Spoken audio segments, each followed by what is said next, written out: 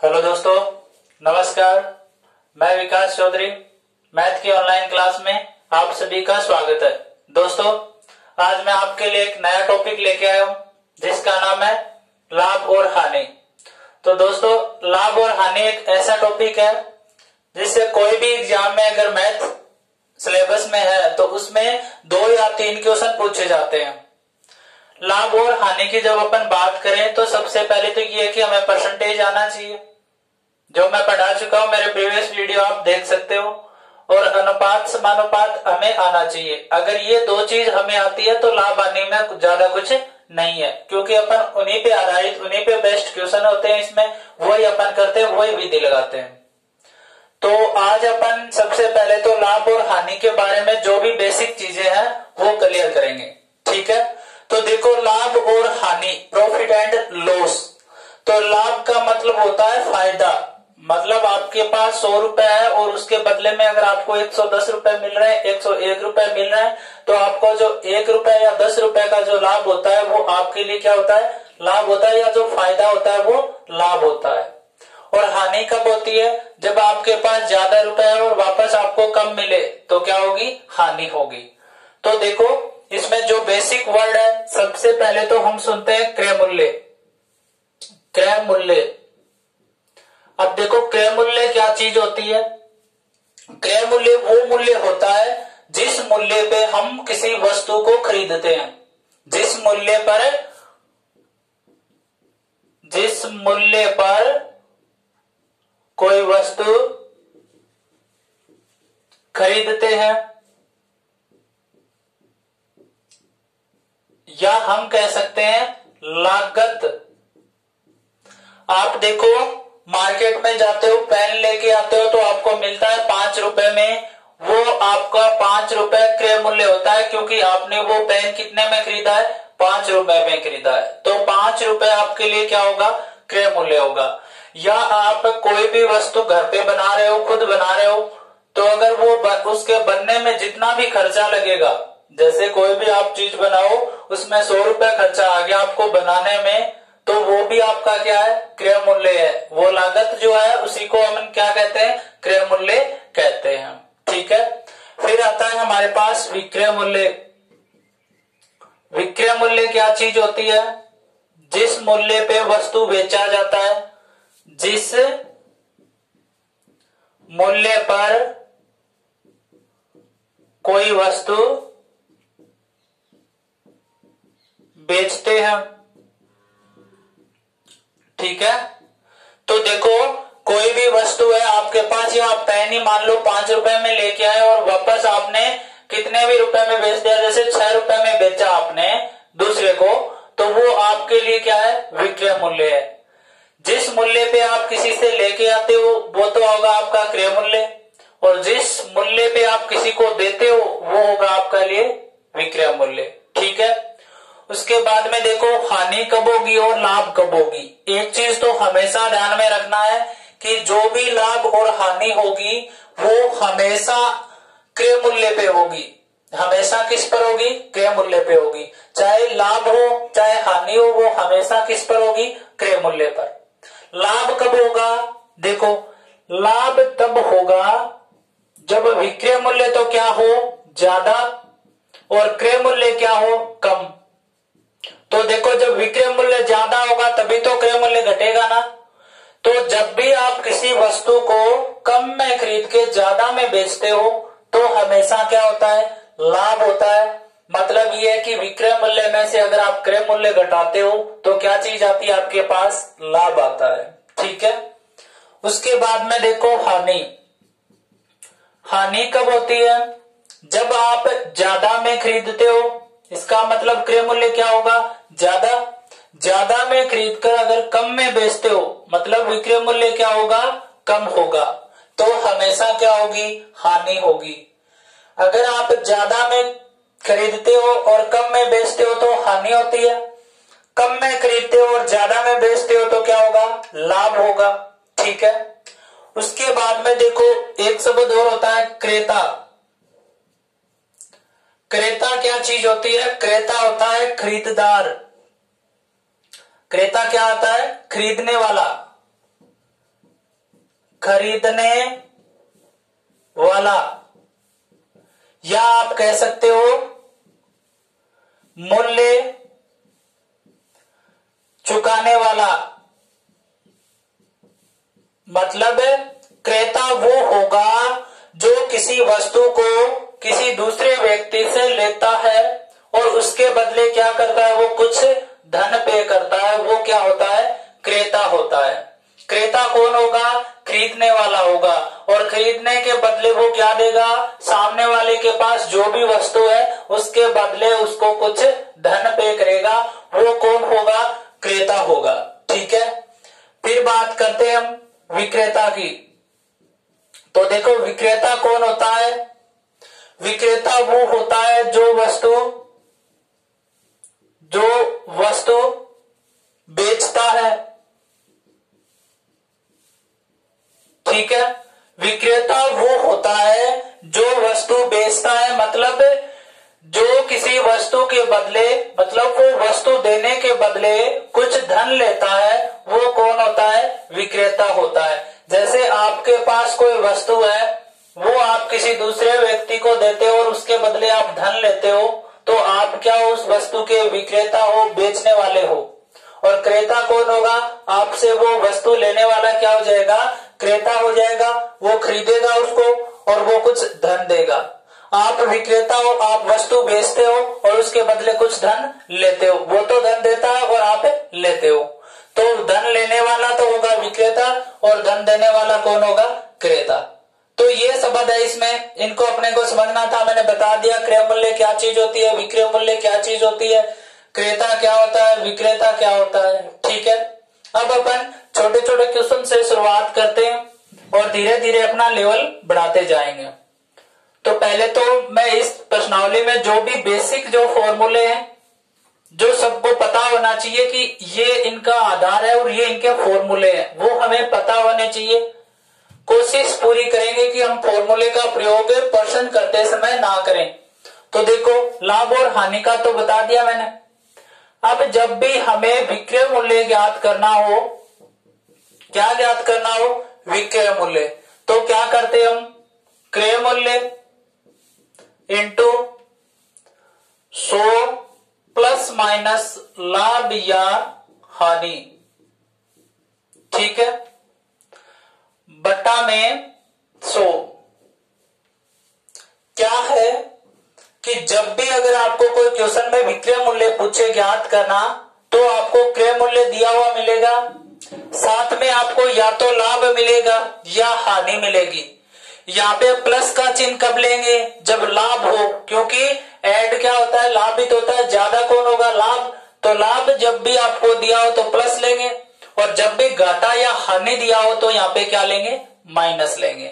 और हम क्या ज्ञात कर लेंगे, विक्रय मूल्य। तो विक्रय मूल्य ज्ञात करने का फॉर्मूला क्या होता है, क्रय मूल्य इंटू 100 प्लस माइनस लाभ या हानि बटा 100। ठीक है, उसके बाद में देखो आपसे कोई पूछे क्रय मूल्य ज्ञात करने का फॉर्मूला, तो देखो सूत्र तो वही है। देखो इधर से ये 100 इसके गुणा में चला जाएगा और ये भाग में आ जाएगा, एक ही फॉर्मूला है। तो विक्रय मूल्य इंटू 100 बटा में 100 प्लस माइनस लाभ या हानि। ठीक है, जब भी आपको क्रय मूल्य पूछेगा तो आपको विक्रय मूल्य देगा और साथ में लाभ या हानि में से एक देगा, तो आप इस फॉर्मूले से विक्रय मूल्य भी ज्ञात कर सकते हो। आगे बात समझ में, तो ये दो बेसिक फॉर्मूले हैं, कहने का तो ये एक ही है। ठीक है, दोनों एक से बन रहे हैं, तो ये बेसिक फॉर्मूला है, आप इसका प्रयोग भी कर सकते हो क्वेश्चन करते इसमें।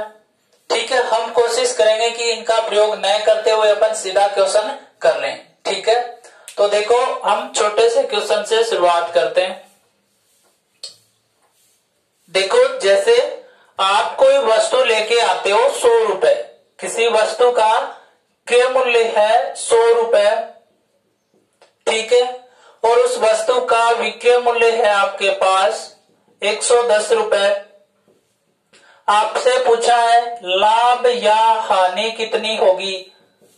ठीक है, तो हमें पता है कि विक्रय मूल्य ज्यादा है, मतलब कम में खरीदा है और ज्यादा में बेचा है, तो हमेशा क्या होगा, लाभ। और लाभ कैसे ज्ञात करते हैं हम, विक्रय मूल्य में से क्या घटाएंगे, क्रय मूल्य घटा देंगे। ठीक है, तो कितना आ जाएगा, 110 में से क्या घटेगा, 100, तो लाभ कितना आ गया अपना, 10 रुपए आ गया। कितना आ गया, 10 रुपए। क्यों आया, क्योंकि 100 रुपए में खरीदा है और 110 में बेचते हैं, तो 110 में से 100 घटाएंगे तो 10 रुपए आ जाएगा। ज्यादा में बेचा इसलिए क्या होगा, लाभ होगा। अब यहां से आपको ये पूछ ले कि लाभ प्रतिशत कितना है, लाभ प्रतिशत कितना है। ठीक है, तो देखो जब भी आपको हानि प्रतिशत और लाभ प्रतिशत ज्ञात करना हो, तो मैंने शुरुआत में एक बात बताई थी कि लाभ या हानि हमेशा होगा क्रय मूल्य पे। किस पर होगा, क्रय मूल्य पर। जब भी आप हानि या लाभ की बात करते हो, कितना हुआ है, कितना % हुआ है, तो वो होता है हमेशा क्रय मूल्य पे। आधार क्या होता है, क्रय मूल्य। ठीक है, तो देखो 10 रुपए का लाभ हुआ है, कितने रुपए पर हुआ है, 100 रुपए पर। कितने रुपए पर, 100 रुपए पर। ठीक है, तो लाभ प्रतिशत बराबर आप फॉर्मूला भी लिख सकते हो, लाभ बटा क्रय मूल्य, लाभ बटा क्रय मूल्य इंटू 100। 100 गुणा क्यों किया, क्योंकि हमें % में बदलना है। ठीक है, तो जब भी आपको लाभ प्रतिशत ज्ञात करना हो तो कैसा फॉर्मूला लिखते हैं, लाभ प्रतिशत बराबर होता है लाभ बटा क्रय मूल्य इंटू में 100। अब देखो ये फॉर्मूला याद करना भी जरूरी नहीं है, क्योंकि हम ऐसा जो विधि है वो काम में लेते नॉर्मल। जैसे देखो आप 10th क्लास में थे तो 6 सब्जेक्ट थे आपके पास, प्रत्येक 100 नंबर की थी, तो नंबर बन रहे थे 600। ठीक है, 600 में से आपके आए थे 400 मान लो। ठीक है, तो आपने % ऐसे निकाला था ना कि 600 में से 400। ठीक है, और % में बदलने के लिए 100 से गुणा। तो 100 में से लाभ कितना हुआ है, 10 का, तो 100 नीचे आ गया आधार में और 10 का लाभ हो गया, और गुणा में बदलने के लिए 100 से, % में बदलने के लिए 100 से गुणा। ठीक है, अगर किसी ने % नहीं पढ़ा है तो उसके लिए मैंने बताया, बाकी % आप पढ़ोगे तो ये चीज आपको समझ में आ जाएगी। ठीक है, तो देखो लाभ हुआ है हमारे पास 10 रुपए का, 100 रुपए क्रय मूल्य इंटू में 100, तो 100 से 100 काट दिया, लाभ प्रतिशत कितना आ गया, 10% आ गया। कितना आ गया, 10%। तो जब भी आपको क्रय मूल्य विक्रय मूल्य दिया है और लाभ या हानि ज्ञात करना पूछे तो इस प्रकार से आपको करना है। ठीक है, और हानि प्रतिशत या लाभ प्रतिशत की बात करें तो लाभ प्रतिशत होता है लाभ बटा क्रय मूल्य इंटू 100, और अगर आपसे हानि प्रतिशत पूछे, हानि प्रतिशत पूछे तो होता है हानि बटा क्रय मूल्य इंटू में 100।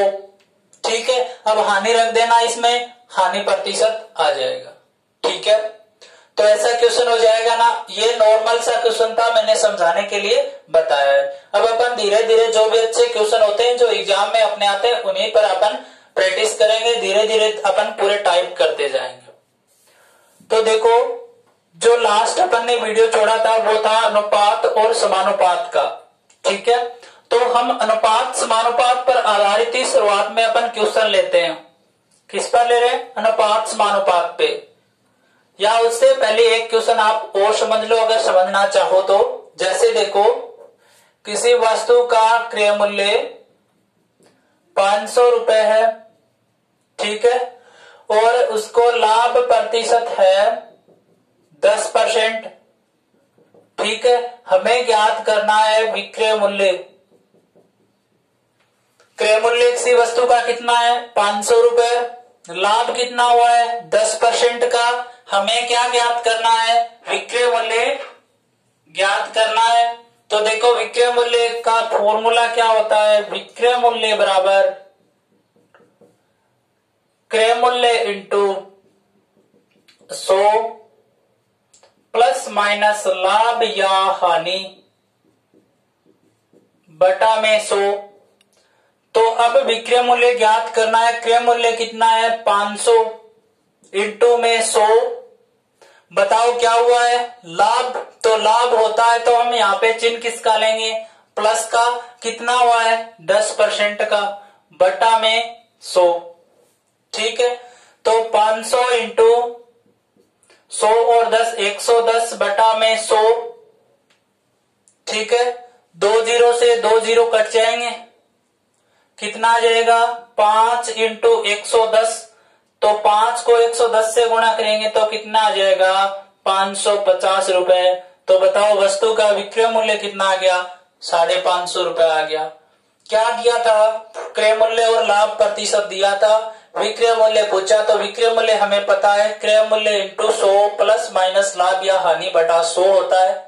तो हमने सूत्र में क्या रख दिए, मान, और अपना विक्रय मूल्य कितना आ गया, 550 रुपए। तो जो भी बेसिक चीजें थी वो मैंने बता दी। अब अपन क्वेश्चन पे चलते हैं सीधा, और वो क्वेश्चन हम करते हैं जो एग्जाम में पूछे जाते हैं। हूबहू क्वेश्चन एग्जाम पेपर में आएंगे वैसे क्वेश्चन हम करते हैं, क्योंकि उन्हीं पे अपने को प्रैक्टिस करनी है। तो देखो क्वेश्चन है आपके पास, किसी वस्तु के क्रय मूल्य व विक्रय मूल्य का अनुपात 20:21 है, तो लाभ या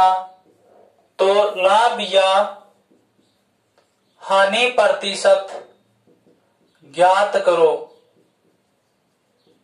लाभ या हानि प्रतिशत ज्ञात। क्या दिया है हमें बोला गया है कि कोई वस्तु है, उसके जो क्रय मूल्य और विक्रय मूल्य है उसका अनुपात है 20:21। तो हमें बताना है कि लाभ प्रतिशत है या हानि प्रतिशत है। ठीक है, तो जब अपन ने अनुपात समानुपात किया था, A/B बराबर दे रखा था 2:3, और A+B/A-B हमसे जब पूछा गया था, तो ये जब A की कंडीशन दी थी हमें, तो हमने A का मान कितना लिया था, 2, और B का मान कितना लिया था, 3। सीधा उठाया था ना, क्योंकि एक्चुअल मान वही होते हैं जब दूसरी कंडीशन नहीं होती। ठीक है, तो ऐसा इस क्वेश्चन में देखो क्या दिया है हमें, क्रय मूल्य अनुपात विक्रय मूल्य। ठीक है, कितना दिया है, 20:21। तो क्रय मूल्य कितना है, 20 रुपए, विक्रय मूल्य कितना है, 21 रुपए। बताओ कम में खरीद के ज्यादा में बेचा है ना, तो क्या होगा, लाभ। और लाभ क्या होता है, विक्रय मूल्य में से क्या घटाओगे, क्रय मूल्य घटाओगे। ठीक है, तो 21 में से 20 जाएंगे, लाभ कितने रुपए का हुआ, 1 रुपए का। कितने रुपए का, 1 रुपए का। हमें चाहिए प्रतिशत, तो 1 रुपए का लाभ हुआ है कितने रुपए पर, 20 रुपए पे। तो सूत्र से भी कर सकते हो, लाभ प्रतिशत बराबर होता है लाभ बटा क्रय मूल्य इंटू 100। तो 1 रुपए का लाभ 20 रुपए क्रय मूल्य इंटू 100 कितना आ जाएगा, 20×500, 5% का लाभ। कितने प्रतिशत का लाभ, 5% का लाभ।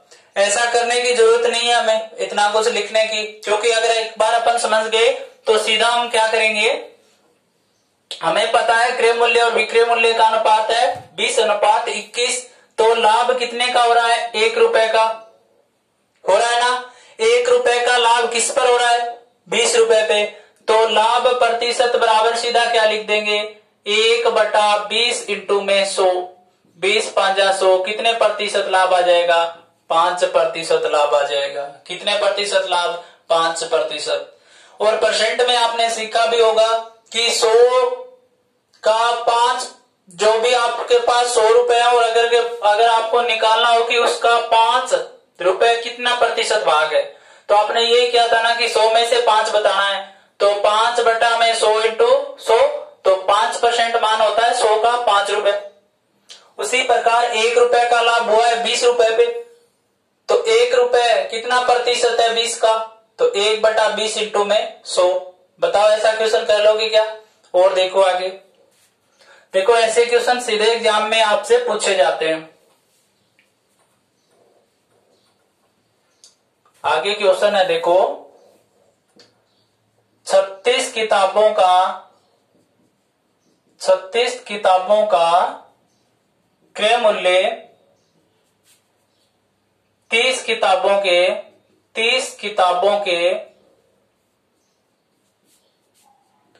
के विक्रय मूल्य के बराबर है तो लाभ या हानि प्रतिशत ज्ञात करो। हमें क्या दिया है क्वेश्चन में, अगर 36 वस्तु अपन खरीद के लेके आते हैं, कितने में भी, रुपए में भी, और अगर अपन उन 36 किताबों में से 30 किताबें बेच दे किसी भी रेट पर, तो हमारा जो लागत जो मूल्य था, जितने में हम खरीद के लेके आए थे, वो अपना वसूल हो जाता है। जैसे आप 5 पेन लेके आते हो 25 रुपए के, कितने रुपए के, 25 रुपए के। एक पेन कितने का, 5 का, और आपने उन 5 पेनों में से आपने मान लिया 3 बेच दिए। कितने पेन बेच दिए, 3, 2 आपके पास है, और वो 3 पेन जैसे ही आपने बेचे तो आपके जो 25 रुपए लगे थे वो क्या आ जाते हैं, आपके पास आ जाते हैं, और 2 पेन आपके पास क्या आ जाते हैं, प्रॉफिट में आ जाते हैं। तो इसी ने भी यही बताया है कि आप 36 पेन लेके आते हो और इन 36 पेनों में से 30 अगर आप बेच देते हो किसी भी रेट पे भी, तो वो बराबर हो जाता है आपका, और 6 पेन आपके पास शेष बचते। तो हमें ये लाभ और हानि प्रतिशत बताना। तो देखो 36 क्रय मूल्य देखना है, ठीक है। माना देखो एक ही कंडीशन है ना ये, तो माना एक वस्तु का क्रय मूल्य 1 रुपए है, तो बताओ 36 वस्तुओं का कितना हो जाएगा, 36 रुपए हो जाएगा ना। कुछ भी मान सकते, 1 मान लो, 2 मान लो, 100 मान लो, 150 मान लो, कितना आपका मन जो हो, ठीक है। तो 1 रुपए हमने मान लिया, x भी मान सकते हो। तो एक वस्तु का अगर 1 रुपए है तो बताओ 36 वस्तुओं का कितना होगा, 36 रुपए। और ये जो 36 रुपए हमारी लागत है, लागत ही तो हो गई है, 36 में लेके आए अपन 36 पेन, और ये 36 रुपए हमें कितने वस्तुओं को बेचने पर मिल जाते हैं, 30 वस्तुओं को बेचने पर हमें मिल जाते हैं। कितने पे, 30 वस्तुओं को बेचने पर। जैसे ही हम 30 वस्तु बेचेंगे हमारे पास कितने रुपए आ जाएंगे, 36। क्वेश्चन में ये बताया, करना कैसे है वो देखो। विक्रय मूल्य दे रखा है हमें 30, ठीक है। क्या दे रखा है, बराबर। क्रय ऐसे दे रखा है, 36 वस्तुओं का क्रय मूल्य बराबर है 30 वस्तुओं के विक्रय मूल्य, ठीक है। ये दे रखा है क्वेश्चन में। क्या करता है ये, क्रय मूल्य रख देता है इधर ही, क्रय मूल्य। अब बताओ इधर बराबर है तो विक्रय मूल्य को मैं इस तरफ ले आऊं क्या, तो क्रय मूल्य बट्टा में क्या आ जाएगा, अब विक्रय मूल्य। क्यों, क्योंकि इधर गुणा में है तो नीचे आके किस में होगा, भाग में। 30 बचा उधर, ये 36 इस तरफ तो गुणा में है तो इस तरफ जाके किस में चला जाएगा, भाग में चला जाएगा। तो क्रय मूल्य बट्टा विक्रय मूल्य बराबर कितना आ गया, 30 बटा 36। इस चीज को हम क्या लिख सकते हैं, क्रय मूल्य अनुपात विक्रय मूल्य लिख सकते हैं ना। क्रय मूल्य 30 अनुपात 36 क्या, विक्रय मूल्य। आगे बात समझ में। क्या किया है, क्वेश्चन में जिस प्रकार दिया वो लिखना है।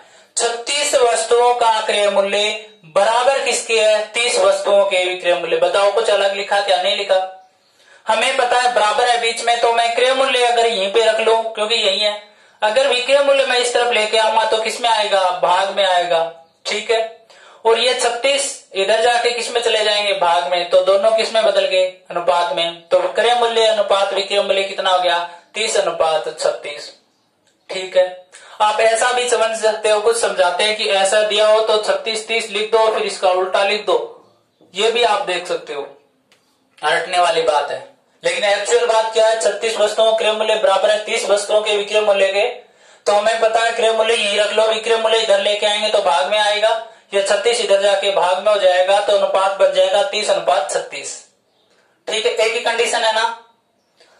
तो क्रय मूल्य कितना हो गया 30 और विक्रय मूल्य कितना हो गया 36। बताओ लाभ कितने का हो रहा है, 6 का हो रहा है ना, 6 का हो रहा है ना। कितने पे हो रहा है 30 पे हो रहा है, तो 6 रुपए का लाभ कितने पे 30 पे, इंटू में 100। 6 रुपए का लाभ हुआ है 30 रुपए पे। ठीक है, तो 6 एकम 6, 6 5 30, 5 एकम 5, 20 5 100। तो बताओ लाभ प्रतिशत कितना है 20%।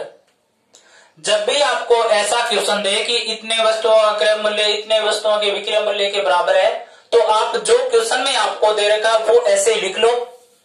तो क्रय मूल्य तो यही रखना है अपने को एक मान, अगर अपन उस तरफ से विक्रय मूल्य इधर लेके आएंगे तो भाग में आएगा, और जो क्रय मूल्य के गुणा में था वो इधर किस में चला जाएगा, भाग में चला जाएगा। ठीक है, और सीधा का साधा प्रश्न आपसे हो जाएगा। तो बताओ जब भी ऐसा कोई क्वेश्चन आता है क्रय मूल्य इतने वस्तुओं के विक्रय मूल्य के बराबर है, तो ऐसा क्वेश्चन हो जाएगा क्या। एक क्वेश्चन और देखो ऐसा ही, देखो सिंपल सा है, अगर अपन करने बैठे हैं थोड़ी सी कंसेप्ट अगर क्वेश्चन की अपन क्लियर करते हैं तो बिल्कुल सिंपल होता है।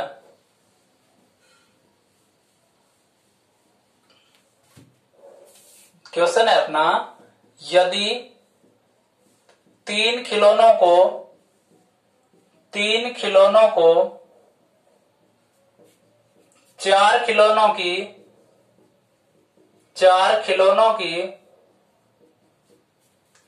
की लागत मूल्य या 4 खिलौनों के लागत मूल्य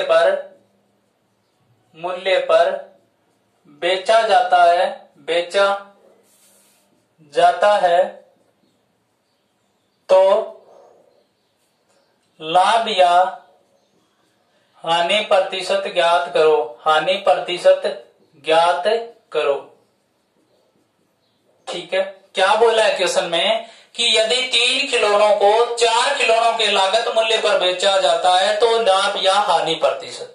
क्या दिया इसने कि आपके पास 4 खिलौने हैं जो कितने भी रुपए में आए, और उन्हीं 4 खिलौनों में से अगर 3 खिलौनों को बेच दे हम, हमारे पास 4 खिलौने हैं, ठीक है, कितने भी रुपए के 4 खिलौने मान लिया अपने पास 100 रुपए के हैं। ठीक है, और इस 4 खिलौनों में से हम 3 खिलौने बेच देते हैं। कितने खिलौने 3, और जो 3 खिलौने हमने बेचे हैं वो कितने में बेचे हैं 100 रुपए में। क्यों, क्योंकि बोला है कि 4 खिलौनों के लागत मूल्य पर ही बेचा जाता है। तो 4 खिलौनों की लागत अपनी कितनी 100, 3 हमने बेचा, कितनी आनी चाहिए इनसे आप हमें पेमेंट 100 रुपए आनी चाहिए। क्वेश्चन में बोल रहा है ऐसी बात कि आपके पास 4 खिलौने हैं, ठीक है, कितने में रुपए है आपके पास, जैसे 100 रुपए के हैं, आप इनमें से 3 खिलौने बेच दो किसी को, और उन 3 खिलौनों से आपको पेमेंट मिलती है, इन 4 खिलौनों के बराबर 100 रुपए मिलती है। ये क्वेश्चन में बोला है। ठीक है, और हमें क्या बताना है इसमें, लाभ या हानि प्रतिशत। तो देखो 4 खिलौनों की लागत, या आप क्रय मूल्य भी बोल सकते हो ना लागत को, क्योंकि लागत तो जो ही अपन खरीद के लेके आते हैं वही लगे, और जब हम बना रहे हैं तो वो भी पैसे ही लग रहे हैं। ठीक है, बराबर किसके है 3 खिलौनों के विक्रय मूल्य। बताया ना 3 खिलौनों को 4 खिलौनों की लागत मूल्य पर बेचा जाता है, तो 3 बेच रहा है ये और 4 आपके पास है।